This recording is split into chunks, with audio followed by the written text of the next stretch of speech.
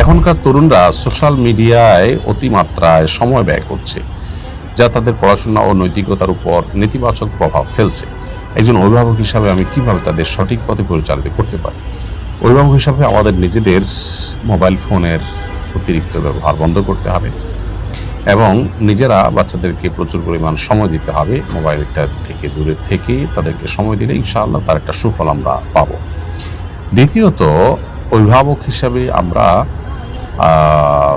social মিডিয়াতে বিচরণ করা সন্তানদেরকে সেখান থেকে সরিয়ে আনার জন্য তাদের উপযোগী খেলাধুলার পরিবেশ, ফিজিক্যাল এক্সারসাইজের জায়গা তাদেরকে দিতে হবে, বিকল্প বিনোদনের ব্যবস্থা তার জন্য করতে হবে এবং সে সমস্ত পরিবারের ছেলে মেয়ে এবং সে সমস্ত শিক্ষা প্রতিষ্ঠান ইত্যাদি অ্যাভয়েড করতে হবে যেগুলোতে আসলে এই ধরনের ডিভাইসের ছড়াছড়ি বাচ্চাদের প্রতি ব্যবহারের ব্যাপক প্রচলন আছে, কারণ পরিবেশ দ্বারা বাচ্চা